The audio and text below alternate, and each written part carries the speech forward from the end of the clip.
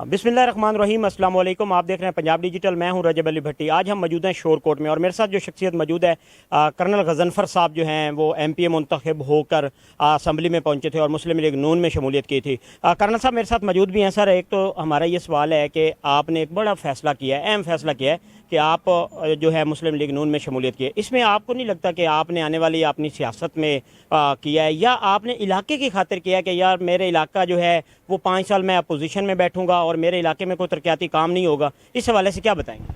बिस्मिल्लाहिर्रहमानिर्रहीम। देखें, ये फ़ैसला मैंने सोच समझ के किया है और मैंने अपनी ज़ात के लिए नहीं किया है। मैं अपनी सियासत दाव पे लगा के अपने हलके की आवाम की फलाह बहबूद के लिए फ़ैसला किया है। अगर मैं किसी लालच में जाता पाकिस्तान मुस्लिम लीग नून में, तो मैं उस वक्त चला जाता कि जब असम्बली में पिछले दौर में तहरीक इत्माद हुई थी, तो वहाँ मैं पैसे भी लेता और दूसरी तरफ भी चला जाता। तो वो अगर उस वक्त जाता तो वो मैं अपनी ज़ातियात के लिए जाता, लेकिन इस वक्त मैं हल्के की फलाह बहबूद के लिए गया हूँ, क्योंकि हमारा जंग ऑलरेडी एक पसमानदा ज़िला है। इस वक्त देख लें, तमाम लोग अपोजिशन में हैं, तो अभी से लोग जो हैं वो डेवलपमेंट की बात कर रहे हैं और ये 5 साल हमारा ज़िला डेवलपमेंट के हिसाब से बहुत ज़्यादा सफ़र करेगा। तो यही अपनी आवाम की फलाह बहबूद, हल्के की तरक्की को ज़हन में रख के मैंने ये फ़ैसला किया है। अच्छा सर, एक चीज़ है कि एक तो आपका ग्रुप बड़ा तकड़ा था, साहबजादा के नीचे आप लड़े थे।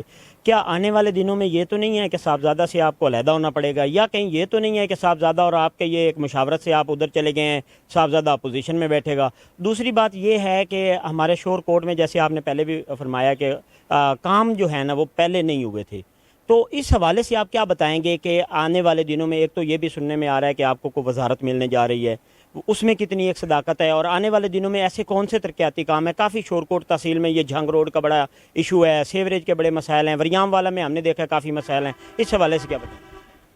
देखिए जी, मैं बिल्कुल साहबजादा साहब की मशरावत के साथ नहीं गया। ये बिल्कुल गलत तासुर है कि उन्होंने मुझे भेजा है कि जी आप गवर्नमेंट में जाए, हम अपोजिशन में बैठेंगे। ये बिल्कुल ऐसी बात नहीं है। बाकी तरक्की की बात करें शोरकोट में, तो मुझे कल 87 करोड़ रुपए का पैकेज मिला है, जिसमें आपकी ये जंग शोरकोट रोड है, 40 करोड़ रुपया इसकी मरम्मत का है और ये 5 महीने ये में काम होना। दूसरा कैंप बरवाना वरियाम वाला रोड है, हवेली बहादुर शाह रुस्तम सगाना रोड है, मद्दू की रोड है, उसके बाद आपका जो है मल्लू मोड़ से हेडफ्रीमू रोड है। तो कम से कम 87 करोड़ रुपए की जो है मोहतरमा सीएम की तरफ से ये स्पेशल ग्रांट मिली है और ये 5 महीने में ये काम मुकम्मल हो गया। ये इब्तदा है और इंशाअल्लाह ताला आगे देखेंगे आपके मैं अपने हलके में और बिलखसूस जंग में जहाँ भी मुझे मौका मिला तहसील शोरकोट में मैं ये काम कराऊंगा। क्या आपको कोई वजारत भी मिलने जा रही है?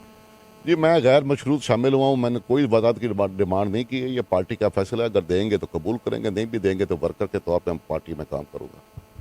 जी बिल्कुल, जैसा कि आपने कर्नल गजनफर साहब की गुफ्तगू सुनी, उनका ये कहना है कि अगर मैंने पैसों पे बिकना होता तो मैं तब बिकता जब अदम एतमाद हुई थी, और उस टाइम साहबजादा साहब ने भी हमारे एक इंटरव्यू में ये बताया था कि मेरे एमपीए वो थे जिनको तकरीबन 50-50 करोड़ रुपए की ऑफ़र हुई थी, लेकिन उसमें कर्नल गजनफर साहब थे, मियाँ आसिफ काठिया साहब थे और उन्होंने ठुकरा दी थी। उनका यही कहना है कि अभी जो मैंने फैसला किया है वो इलाके की तरक्याती कामों के लिए किया है, कि हमारा जो जंग है या हमारी जो तहसील शोरकोट है ये कामों के हवाले से बहुत ज़्यादा पीछे है, और इसलिए उनका ये भी कहना है कि 87 करोड़ रुपए की जो मुझे अभी ग्रांटें मिली हैं उसमें जंग रोड जो है एक बहुत बड़ा इशू बना हुआ था, इसकी ना तो मुरम्मत होने जा रही थी ना ये नया बन रहा था, जिसकी वजह से अक्सरियत आए रोज़ यहाँ पर हादसा होते थे। तो इनका ये कहना है कि यहाँ पर 40 करोड़ के राउंड अबाउट जो है इसकी मुरम्मत पे लगाया जाएगा, और जंग रोड जो है ये एक बड़ा अहम मसला था जो अब हल होने जा रहा है। जी।